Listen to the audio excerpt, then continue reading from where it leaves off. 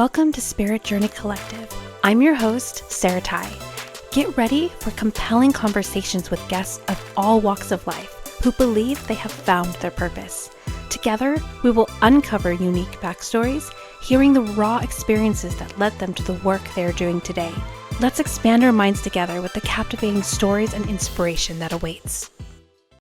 Thank you for joining us for another episode of Spirit Journey Collective. I have a really amazing guest today. Her name is Melissa Amos, and she's an author. She's got a really cool story from how she went from a car salesperson to becoming a soul coach. She reads the akashic records, and she also believes we have three purposes, which I can't wait to get into, but there's just so much to dive into. I'm so excited to have you as a guest today, Melissa.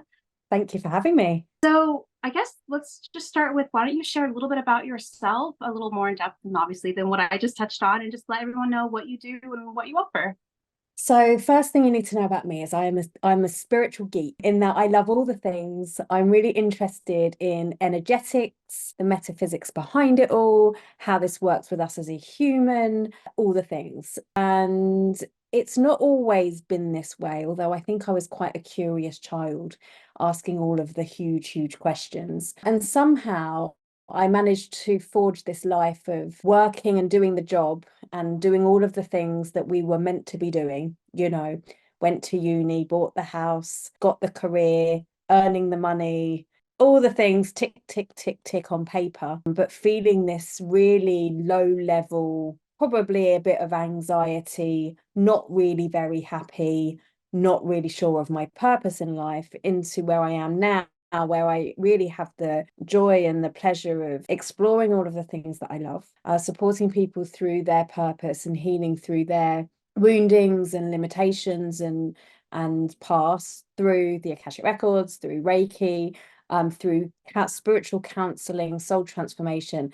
And I'm currently studying for my spiritual psychotherapy diploma, which is super interesting. And yeah, I sometimes have to pinch myself to believe that this is possible. But what I do know is, if it's possible for me, it's possible for anyone. That is amazing. I'm also a spiritual geek, so I'm right there with you. I am a spiritual advisor / tarot reader. So that's like my business. And so when I'm not doing my podcast or my day job, I have my spiritual business. And it's like everything you said. I was trying to be and fit myself into a box of what everyone else expected of me, that those expectations, like you said, ticking off the box, but it never felt like me. But the moment I found my spiritual work, it was like I stepped into me and it felt authentic. I felt like I was making a difference. And I think it's fascinating. So you're also going for a diploma in, like, what did you say? Spiritual diploma? Spiritual psychotherapy. Wow, I've never heard of that. Right. It's actually a brand new course that's being run by the Holistic Healing College. And for me, I think it's cutting edge, because it is blending what we know as psychotherapeutic tools with the part that is often missing in psychology practices, psychotherapy practices, counseling practices, which really takes the energetic and the soul aspects into the holistic healing view. I think there needs to be more of that. I don't know. There's just this idea of it has to be separate, but it doesn't. It's psychotherapy goes hand in hand with personal development and spiritual growth. Like, all of that works together. And I have done therapy before. I was really spiritual. I was more agnostic. And thankfully I had a really good therapist. And at one point, he just started saying, sounds like a spiritual problem. And I'm like, what does that mean? When you're adding that spiritual piece in, it's a different level, and it helps you understand why all the personal development is so important. Right. And, I think that there's these two worlds, isn't there? There's often this spiritual, well, let's just look at the energetics behind it. Let's just look at the soul reason behind it. And that's one side of the coin. And then there's the whole, well, let's look at the physical aspect. So whether that is physically what's happening, with these autoimmune diseases that we have, with anxieties, or even with mental health problems, then they seem to be separated. But if we just take one, for me, it really is about that blending of the two. And metaphysics is catching up. Well, metaphysics has known this, and I think the science world is catching up with that. We can measure thoughts now. We can measure the energetic impact of our heart space, for example. And so we're starting to realize that a thought isn't just a thought. And an emotion isn't just an emotion, and often a physical disease or illness isn't just a physical disease or illness, and they're all coming together. And we are multidimensional beings, so we live on all of these aspects, so we can't really just take one, because otherwise we're just ignoring the other parts of ourselves. You explained it perfectly. And I mean, if you look at science, it's so funny because science and like spiritual stuff used to be like very, very separate, but Right. a lot more scientists are actually studying the spiritual realm and finding that there's a lot of synchronicities that are blending together. And so you actually find that like science and spirituality is literally two different sides of the same coin. And it's very similar to what you're saying is we're multidimensional. There's so many dimensions to us that we need to look at all of it. You won't get the whole healing effect from just one aspect. You might get some benefits, but then you're missing a void over here. I would love to hear how you went from going, I mean, so your story of I did all the things, I had a successful job, but I just wasn't happy is not new. It's actually that's how most healers find their work is from that seems to be like that map of this isn't what I want. So what brought you here? Like what was the story that led you from being a car salesperson and being successful to suddenly realizing that's not what you wanted and jumping into the spiritual realm? Well, isn't that the question? And I think that often it's knowing what we don't want that can really help us understand what we do want. So these anxieties, these angers, these frustrations, these sadnesses, all of these things that we often feel when we're living in the regular world are actually, I've discovered, a signpost, if you like, to help us understand things aren't quite aligned here. Let's go and make a change. Now, I didn't realize that because I thought that I was broken and there was something wrong with me, because on paper I had everything that I should, but still I didn't feel fulfilled. And it's not like life was awful. There were moments, but it was this underlying theme, and I lived for my holidays and my one day off a week that I enjoyed. So what happened? Well, for me, I was really lucky. As a child, my grandma was a hypnotherapist. So even from a really young age, from about the age of 8, she used to take me on these hypnotherapeutic journeys, which I thought were just for fun. I look back and think she was probably helping me in way more ways than I ever understood at that time. But even from that age, I started to understand that there was this mind-body connection, that I wasn't necessarily ruled by my thoughts, and that there was things that I could do that could help me change the course. So, for example, she helped me with things like with my exams at school when I was feeling really nervous. She was doing tapping with me. Right, when I was like 12 or however old I was, she was doing this weird tapping thing with me. She was like, Melissa, don't think I'm mad, but I'm going to do this thing. And I felt how it helped me. And she was working with neuro-linguistic programming practices with me, asking me to stand in my center of excellence. So I had this real understanding growing up that there are things that we can do to change our state. And then life happened and I did all the things and I went to uni and I got the job, and whilst this was there, I was really interested in it, and I was reading, the Tony Robbins books and all of this stuff as a teenager and young adult. It was actually when things started to come to a head in my work, where I was more busy, I was more put upon, I was more, all the more things, when I discovered Reiki. Now, I was very cynical. I knew about the mind-body thing, but I'm quite scientific. And I'd heard, well, I was having a massage, and the lady that was giving me the massage put her hand over my head. And the feeling that I experienced in that moment was indescribable, but it felt for that moment that all my troubles had just disappeared. And I was like, what was that? I need to know more. She went, oh, it was Reiki, just like cash. Oh, that's Reiki. So that led me to having some sessions. I started to realize the change in me, that I was more calm. And then eventually I learned Reiki, not actually thinking anything was going to happen. And the moment I felt this energetic come through my hands, I started to realize that maybe I'd closed myself off to something, which I now understand to be the spirituality, the energetics, the non-scientific aspect of it.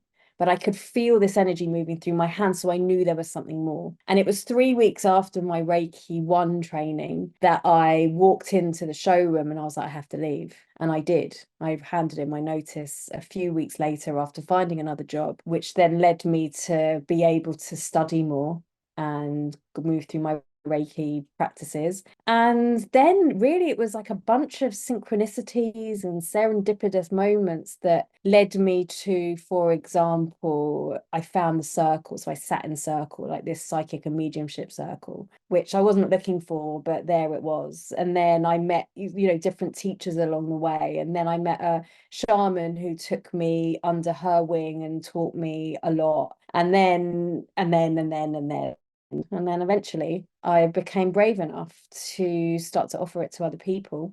And yeah, and since then I've just had the luck really that it's grown and grown, and now I serve hundreds of people, which is incredible. It is funny how when you finally step into alignment, you do find like the synchronicities and things that you just happen to be at the right place at the right time, meeting the right people. Right. I'm glad you listened to that calling. That sounds like you had enough curiosity to see what more there was to it. And yeah, Reiki, it's funny, Reiki was actually my gateway in a way. Like I was always agnostic and I was always interested in what people would call the woo-woo, but I was also very skeptic and very analytical. So, I never really dived crazy into it, but then I experienced my first Reiki session and it was enough for me to come back. I'm not like a Reiki master, but I'm a Reiki one, and it definitely was like, whenever I get those sessions, it opens me up. It's always something new and it's always different. So you're a Reiki practitioner as well. Is that part of what you offer too? Yeah, so Reiki really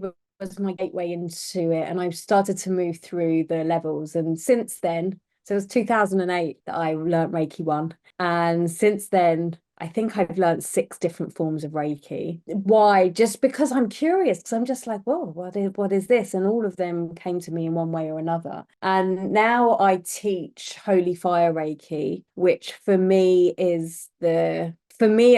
just resonates deeply. It seems to be very earthy. It seems to be very current, and it really works on this aspect of becoming our authentic self and really coming into the truth of who we are, healing that ego or that culturally created part of us, those masks that we wear, and also giving us this, assisting with this divine connections. What happened for me was to these amazing, I suppose you can call them light beings. So you might call them the Buddha consciousness or the Christ consciousness or the angelic realm, or that level of guidance. That I think for me, when I discovered that, it healed so much. The worthiness, some of the skepticism, the trust, the thing about purpose and that we're all here for a reason, that all really helped. And it was, and all of that led me through to the Akashic Records, which also changed a lot for how I understand ourselves to be and our purposes and roles in the world. That's amazing. So my Reiki 1 is with the Holy Fire. So I don't really know much more than that, but I do remember that was part of, because the Reiki 1, that's where they like initiate you, right? Like they Right. They activate you or something. And yeah, it's amazing. And Akashic Records, I have not delved into that a whole lot. I know of it. I had a reading before. For me, I guess I'm not very visual. So like, I don't really know how to connect with that. And I haven't really tried. You did mention that you believe we have 3 purposes, and it kind of tied into the Akashic Records. I'd love to hear, like, what are your thoughts on purpose? And, what do you mean by you believe we have 3 of them? Like, I'm so curious. So let me just start with a brief thing on the Akashic Records, just in case anyone's like, what are they talking about? Because I know the first time I heard those words, I was like, oh, and I goosebumped all over. I was like, I need to know more. So the Akashic Records are this library of us as a soul, and the soul is that part of us that incarnates, right? This is if you like our human aspect of our spirit. And through that, we have these lifetimes, and through our lifetime, we have maybe some experiences, maybe some skills that we develop, maybe some challenges that we move through. And I think we come into this world not as a blank canvas or not as a blank slate. And we have our evolution challenges, we have our talents, and we have our skills, and we have our things that we're moving through, right? Our destinies, our fates, all of these things, our karma, all these words that maybe you've heard. And for me, the Akashic Records really helps bring all of that together, because it helps us understand who we are as a soul and where it is that we're moving towards. So what does this help with our purpose? Well, through I don't even know how many hundreds of readings that I've done, and the questions that I've asked in this realm, and just trying to understand more about me as a person and more about my clients and their journey, I started to realize that actually one of the reasons that we're here on earth is to grow, right? To know ourselves better and to grow and to evolve. And that we can have, for example, our human design, or we can have our astrology, or we can have our numerology, or all these things that help us discover who we are. And we've got choices then. We can go, oh, well, I'm a Pisces, I am, which means that I'm destined to be floaty and airy and I'm never going to get anything done, for example. Or we can be like, okay, well, I realize that I have this, and maybe this is a challenge that I'm here to move through. And maybe part of that is a skill that's going to help me be more fluid. But actually, now how do I work with that? And how do I work with my talents to help me become more of who I am?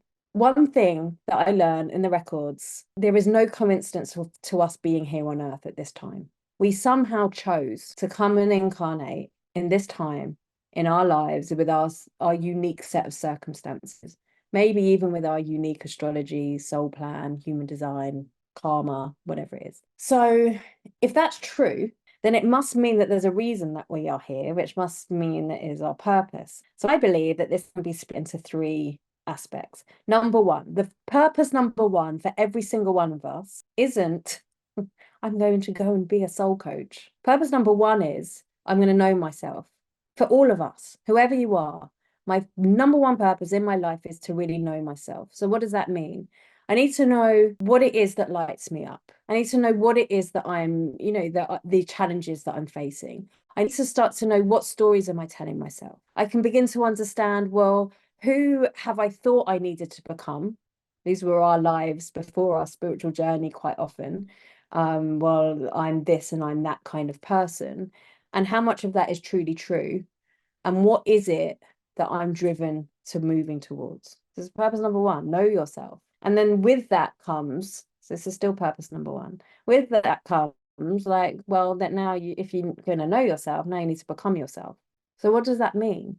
Well, for me, as I began to know myself, I began to really start to understand this insatiable curiosity that I have, that I just want to know the things. And not only do I want to know the things, I want to share the things. Like, I love it. Nothing lights me up more than finding something out and then going, oh, I want to teach it. But how did that manifest for me? Well, I was shy and I was scared, and I didn't think anyone. I thought, who am I to speak about these things? So I had this challenge I needed to move through and that I needed to overcome. I also began to understand certain other traits about me, that I had this way of being able to, for example, break down big concepts into something that seems quite manageable and easy to understand. Right. But I also understood, some of my, if you like to call them like challenging or restrictive behaviors. I know myself. And now I need to move through that and move through my own stories so that I can start to become more of who I am and share that. Because now when I share this thing, it comes to purpose number 2, which is, how are you going to help another? How am I going to help another? How am I going to have a positive impact on you, on my family, on my community, on my clients, on my employer, on my whatever it is? Yeah, like wherever you are, somebody, doesn't have to be massive. It could just be, in your corner of the world. So that's purpose number 2. How do I have positive impact? And then purpose number 3 is, well, how do I now, by doing these things, I'm now coming and I'm changing the world in some way. Now, these 3 things aren't like, well, know myself and discover who I am and all of this stuff in one box. And then right now I need to have a positive impact in another box. And now I need to change the world in another box. That doesn't make sense to me. To me, what makes sense is that as I know myself, and as I discover who I am, and as I become and allow and take the leap and, move through all the stories, then by doing that, I help somebody else. Whether that is giving somebody permission to speak their truth, whether that is giving somebody a new concept that they can understand, or whether that is helping somebody feel better in a situation, or whether that is creating a program that has an influence on someone else, they've got to be linked. There's no point me knowing myself and then doing something completely different to impact the world. So as I do 1, it does 2. And as I do 2, then naturally it does 3. Because as I help other people and then they're feeling good about themselves, or they're inspired, or they're more of themselves, well, then guess what? That then lights up the whole world. And then by default, I've changed the world. I'm trying to think of where to even begin. I love that so much. it's very similar to like what I would define my purpose as, but you just like took it to like a deeper level. My definition of purpose is it's finding something that you love, that lights you up, that gives back to the world in some way. Like I believe it has to be both of those things together in order, and that can come in different ways. You know, you could be a painter, and by selling your painting, someone buys it, puts it in their living room, and that inspires them every day. You know, it can come in different forms. It's not always necessarily like as a healer. It can be a comedian, a singer, or whatever. But yeah, so it's similar to what I already believe purpose was and is. But I love how you broke it down so simply. I mean, obviously the steps are not necessarily easy, but they are simple. You know what I mean? Right. If you do work. And so knowing yourself and then becoming yourself, that's a bunch of work in and of itself. But then you're stepping more into your authenticity, and you're stepping more into your happiness and into your joy and into, you know, and it makes sense that the next step would be, well, how do I take who I am and turn it into something that's, you know, like that other piece of how can I help the world in some way? And then they say that it just takes helping one person to change the world. So right. One person at a time, however that shows up for you. And so I love those. It's like you basically kind of gave like 3 steps of like, this is how you find your purpose. I don't know what it is. Start here. And that is where we start. I think often we can come into this and go, well, I want to change the world. And that can feel really big and overwhelming. I heard a talk once with Robert Holden, and he was talking about how the bees do this, and they do this so beautifully. And he was saying that if you think of a bee, that the bee has a job, right? And the worker bee might be, their job today is to go and get the honey. Oh, no, sorry, to go and get the nectar from the flower. And then there's going to be another bee that's like, oh, I'm going to go and hang out outside of the hive and protect the queen bee. But that bee has a job, and that's their job. And the one bee doesn't look at the other bee and go, I'm paraphrasing, by the way. One bee doesn't look at the other bee and go, oh, I really wish that I could be the worker bee when I just want to be, you know, or I want to go look at that flower, and this is my flower, and this is my path. No, the bee comes and it's like, well, I know who I am. My job or my thing is to go and to fly around and to see the beautiful world and to find the flower in that color and that UV vibration, and to pick up the thing and to go back. And as they're doing that, then they're helping the colony. So it can only help the colony if it does its thing. And then it helps the colony. And guess what? If we heard about bees, if there were no bees, there'd be no world. They are literally saving the world just by doing the thing that they are doing. And that is true for us. But the only way that we can truly have this global impact, and by the way, in today's world with social media, with podcasting, with blogging, with all of these things that we have access to, we do make global impact just by showing up. For me, it's about doing it from the space of self first. Know myself. What lights me up? What holds me back? Who can I become if I truly my joy, my inspiration? And you do that, and you do that well, you cannot help but to inspire somebody else. And that doesn't have to be as a healer, a therapist, a coach, a painter, a singer. You can be an accountant and do that. As long as what you are doing as you, and as much to you as you can. You literally can't help but have that impact on somebody else. And if you do that, you literally cannot help but have the impact on the world. That is a really beautiful analogy. I mean, I've not heard it put that way, but that's kind of how I picture it for humans. I never really compared it to the bees, but it's the same thing. It's when you're living your purpose and you're living the life that you want and love, and, you know, that makes you happy and makes a difference, you're not concerned about what everyone else is doing.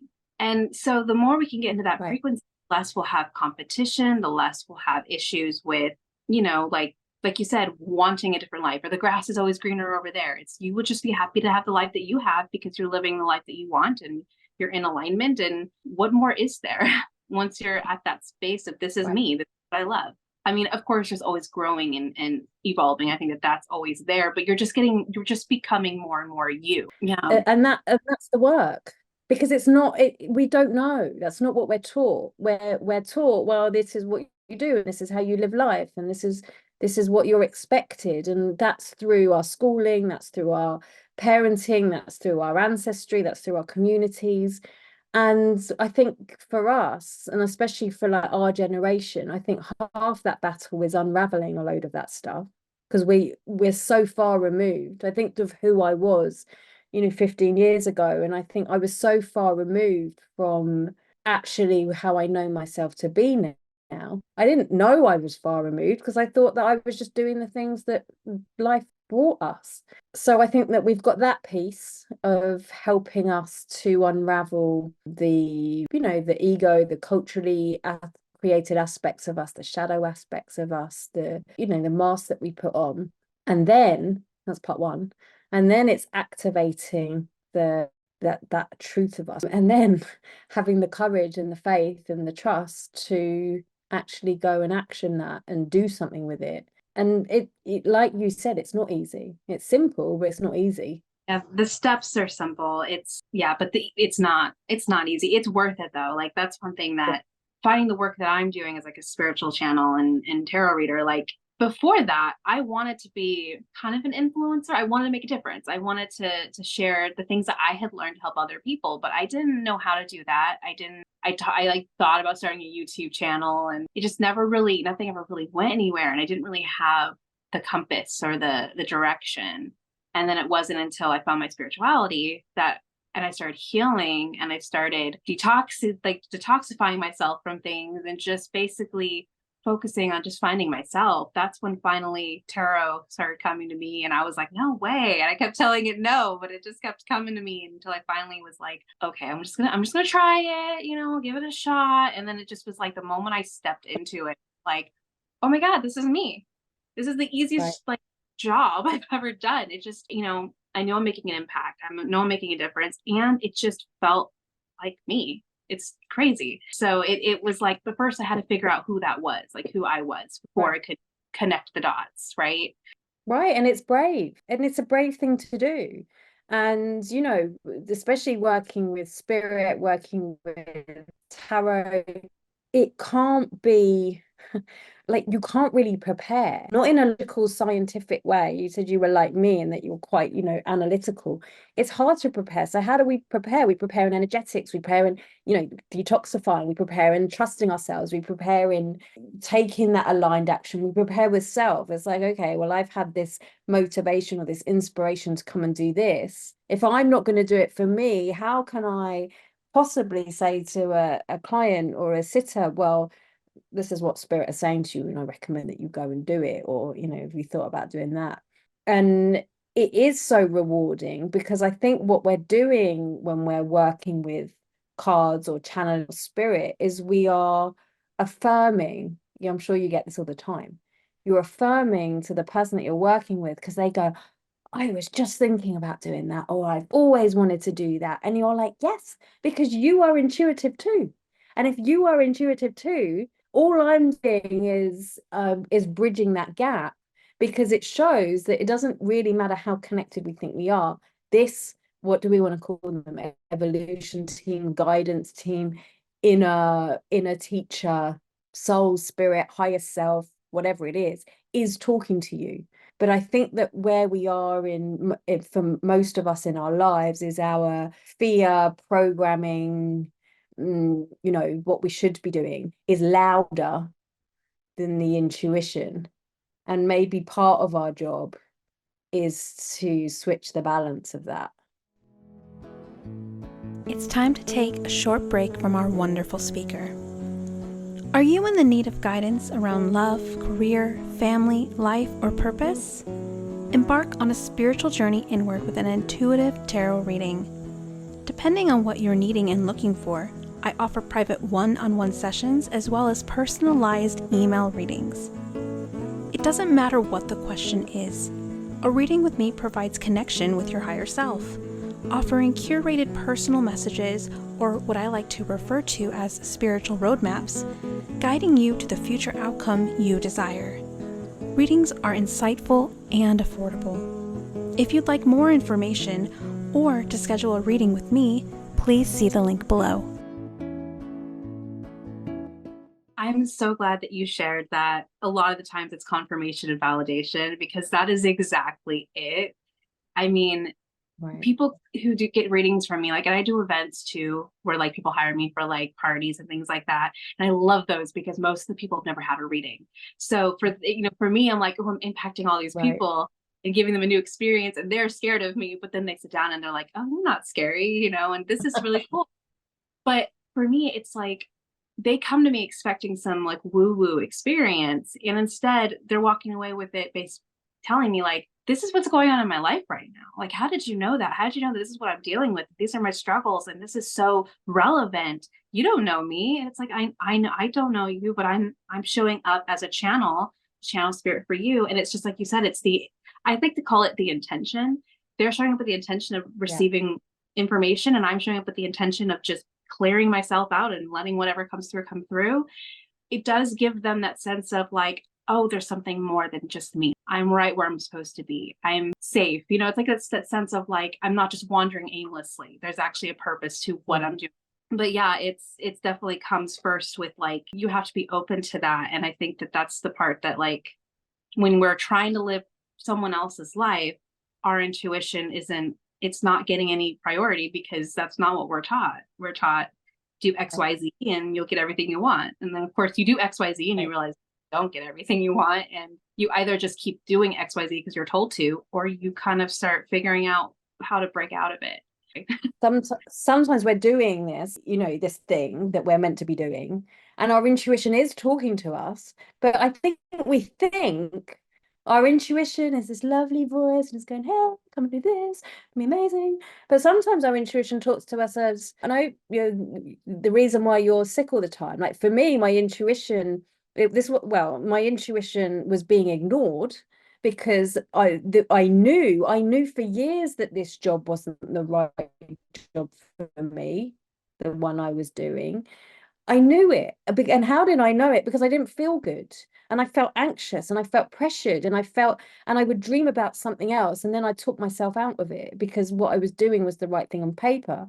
So what I was teaching myself was turn this down, turn this down, turn this down. And so then my body started to react. My body was getting tense. And so I was kind of having, you know, my shoulders were hurting, my back was hurting. I was getting sick in different ways. So whilst that's not your intuition, that is an impact of us not listening and ignoring, that our body then starts to go, hello, if you're not going to listen to me, we're going to make you. Now, what's really interesting is my back not hurt, my back being so tense and hurting so much is what led me to having the massages, which is what led me to finding the Reiki master, which is then what led me to learning Reiki, which is then what led me to leaving. And so our bodies are telling us. So our intuition can talk to us in the whisper of our mind, which, you know, as you become a channel, that I think that's often how you get it, through these clear senses that we know. If we're not listening to that, it can talk to us through our body, through physical sensations in the body. If we're not listening to that, it can talk to us through, you know, quite big physical issues that come with our body. And it can talk to us through the outside world, right? Through the way, what inspires us, what triggers us, what, you know, what it is that we're drawn to. There's so many things. And the fact that you just said, well, you know, I go to these parties and these people have they never had a reading before. They don't consider themselves spiritual or intuitive or anything like that. Yet still they know, yet still they have that. How did you know this? And how do you know that I'm feeling this way? Which tells me that they also, this guidance, it's talking to them somehow. It's just not through a crystal ball and the smoky, you know, mirrors, whatever it is, mirror on the wall. It's actually quite normal. It's like part of our human existence. And it's people like you and I who are going and, you know, trusting it and sharing it, I think, that will help change the world, because people will realize, oh, it's not scary. It's actually quite normal. And maybe I have it too. And I do, I teach that. I think that we all have it. We all are naturally plugged into it. It's just, I think some of us are more sensitive to it than others. And some of us have it really turned down, like you said. I think the more people realize, and I think it's getting out there, like you hear more about meditation, you hear more about yoga, you hear more about, you know, there's more mindful techniques, which is, you know, good. I think that's more mainstream, right? But it's, people think it's mysterious. But no, I think once people start realizing that we all have it, there's not anything special about it. You can tap into it anytime, you know what I mean? You just have to decide and make a decision to be mindful and do so. Yeah, I think it's not what people think it is. And it doesn't help that Hollywood and conditioning has a whole other image of this. I think that's one of the reasons why I love events so much, is because it just feels like normalizing. I'm normalizing it, you know, and making them realize it's not what they think it is. So I'd love to kind of ask you a little bit more about like what you do. So I know that you have a few different things, you know, you read the akashic records and stuff like that, but you're also a soul coach. And I'm not entirely familiar with what that is, but I'd love to like hear more about what a soul coach is, what you offer, how you help people with what you do. It was always a challenge for me to describe what it is that I do, because I blend things like reading tarot and oracle cards and channeling the angelic realms and working with counseling and with soul transformation therapy and with psychotherapeutic techniques and with the laws of the universe and with the akashic records and all of these things.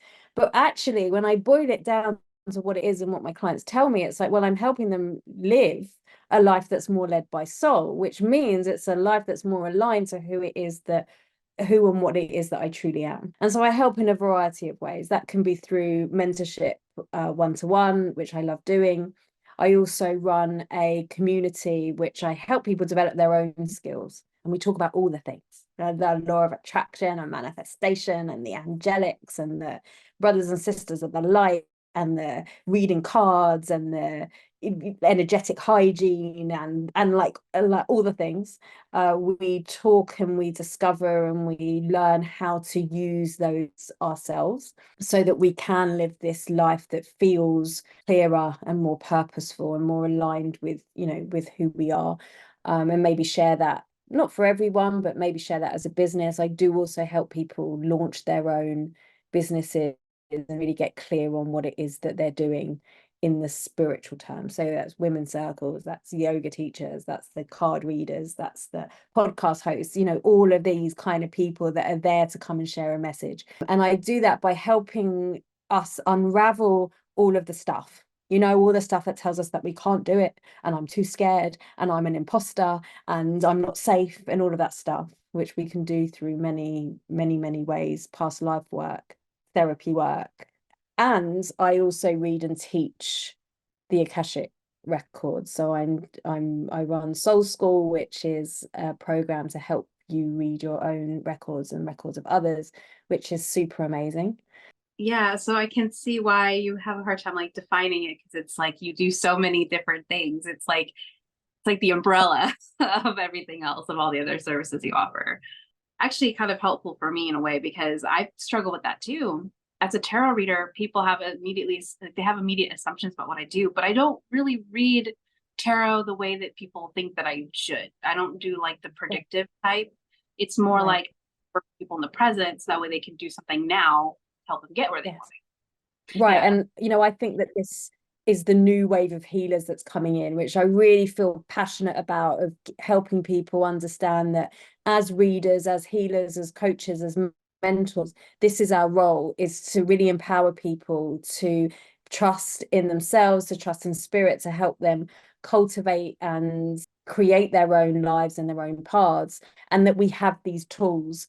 And, you know, I think that the time of the guru is coming to an end, and the time of this, you know, mystifying crap really, that is like, well, this is it, this is your fate, and this is where you're going, and yeah, good luck with that, is coming to an end. And for me, if I can even 1% of the way help create these new wave of healers, so readers as healers, coaches as healers, mentors as healers, to align us to the truth of who we are, then this, I think, is how we change the world, like, greatly. Could you imagine how the world would be if everyone just knew that they were here on purpose, for a purpose, and knew what steps to take? Do you imagine? It would be night and day. We wouldn't Yeah. have to fight. We wouldn't have to compete with each other.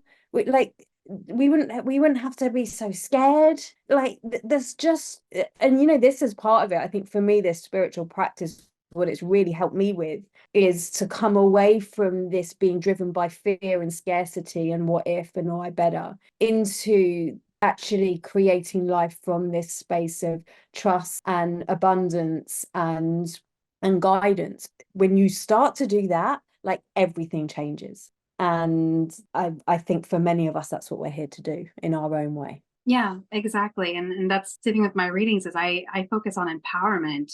That's Right. exactly what you're saying. I want those that I work with to know that I'm not anything special, that they can do this too. Oftentimes when I give readings for people, 9 times out of 10, they say that they already knew the answer before they even saw me. And that's what I feel like my job is really just to help them trust themselves more. And I'll have people, how often should I come see you? And I don't want to give them a definitive answer. When you feel like you need that extra guidance that you feel like you can't get for yourself, or like just as needed, you know what I mean? Because it's you know more than you think you do. Right. Yeah. And sometimes that just takes a bit of time to really get that. For me, that's why I started the community that I started, because it's like, well, you can come and get my guidance. I show up and we have these calls so we can ask things. But really my thing is, well, if I can do it, you can do it. So why don't we find what it is? Why don't we find the way spirit or your intuition, your guidance team speak with you? And why don't we really hone in on that and get clear on that and learn to trust that and feel safe in that? And then you can go and lead yourself through trust. And that is huge. Yeah, absolutely. So what is one thing that you find in common with most of the people you work with and all the modalities that you work with? Is there a common denominator that you see among clients that you work with? And what advice do you have for that sort of an issue? Because there might be listeners that could relate.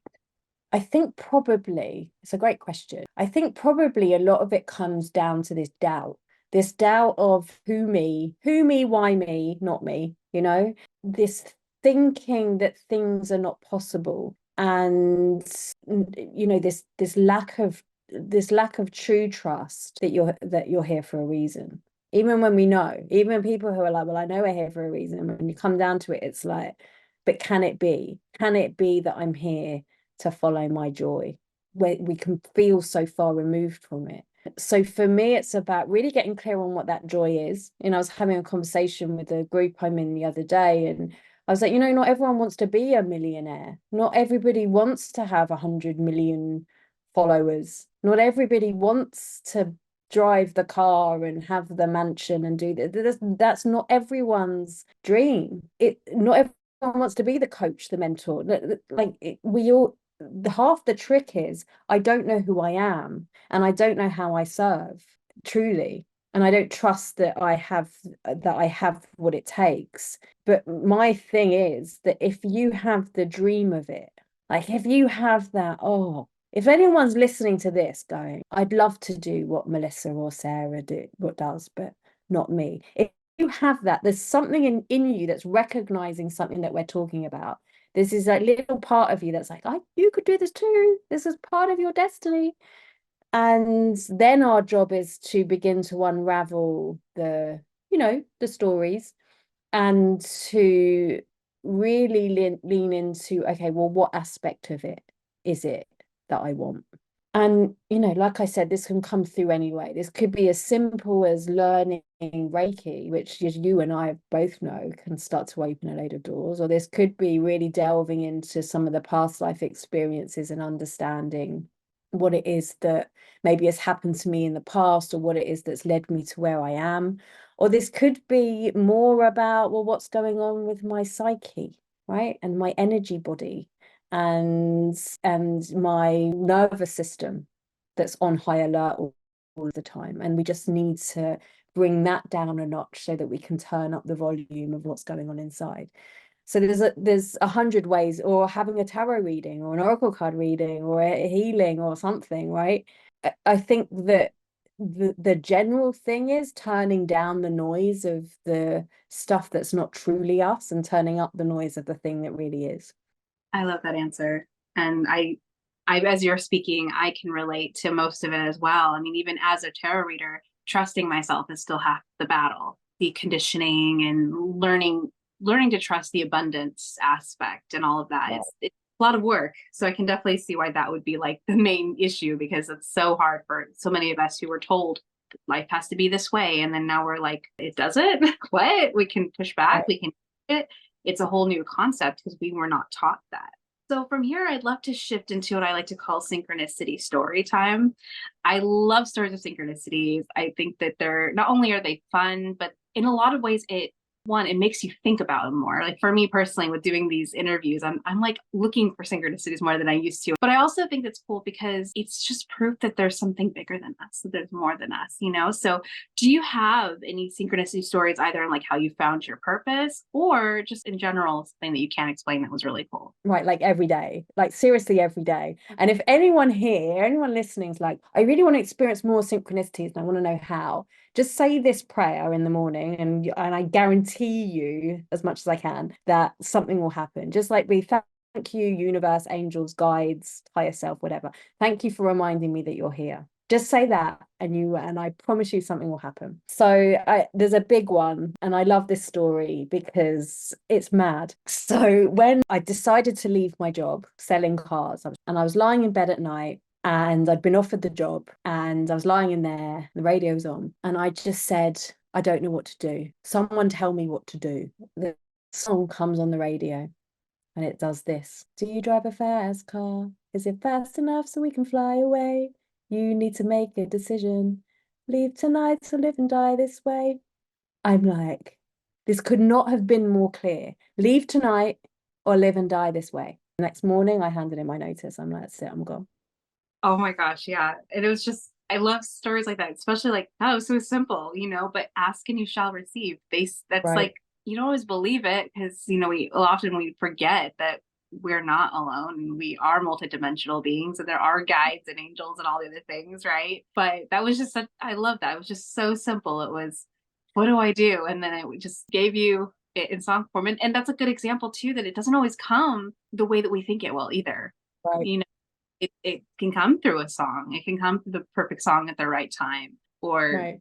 like so many different ways. But you know, when it resonates for you, when it hits the nail on the head for you in that way that you just get those full body chills, you know it was for you. Yeah. Do you ever have it? I bet you do, in readings, especially if you're going to other people and the radio's on and you're doing a reading for somebody and then the song comes and all the songs that are on are about like heartbreak or something. And then you're like, have you just split up with your boyfriend? And they're like, yes, how did you know? And it's like, literally the radio just told me that this is what you're feeling. Like, I remember once driving to a client like years ago, and it was like every car, every van that I drove past was about like roofing, moving, removals, called the cards. I'm like, are you moving house? He's like, yes. How did you know? I was like, because like literally every van on the way here was about moving and roofing. It was like, it's just nuts that if you if you ask the question first of all and then you pay attention, thank you guys for reminding me that you're here, that the universe will deliver you these nuggets in the most fantastical ways, like you can't make it up. Yeah, I'm definitely going to be using that prayer. I'm not the best at looking for things, and that's something I want to get more in the practice of. And I feel like doing this podcast has put me more in the better minds of looking for them. So I would not be the person who would be listening to the radio and hearing that during a reading. So just so focused on the reading. Although I have there's a couple times where I was doing a reading and someone was like, oh, did you hear that line in the song where the client was able to like put it all together? And I was like, oh, funny. You know, for me, it's more like, and I know it's funny, like I'm learning as I learn more about myself. I'm learning that I have so much more to offer than what I'm offering. That's kind of where I'm like teetering. I recently, my business name used to be Journey Through Tarot. And I had this big download of, you need to change your name. You need to start a podcast. And a lot of what I got was, you're not a tarot reader. It's just the tool that you use. You're more than that. I feel like I'm teetering on the edge of like, fully accept it, but I don't really know what that means. So I'm like holding back. But I am learning how to, you know, listen more. Like during readings, I had one recently where I was giving this woman a reading and she was very stoic. There was no visual response that I was nailing anything on the head, which is fine. I don't need that. You know what I mean? I just trust and keep talking, you know. Then all of a sudden, a lot of the reading was like, basically she was asking about her purpose. And a lot of what I was getting was, you're way too overwhelmed to have space to find your purpose. And I heard the word checklists over and over in my head, checklist, checklist. So I finally was like, I don't know why, but I keep hearing checklist. And then she kind of broke and was like, me? Checklists? I don't know what you're talking about.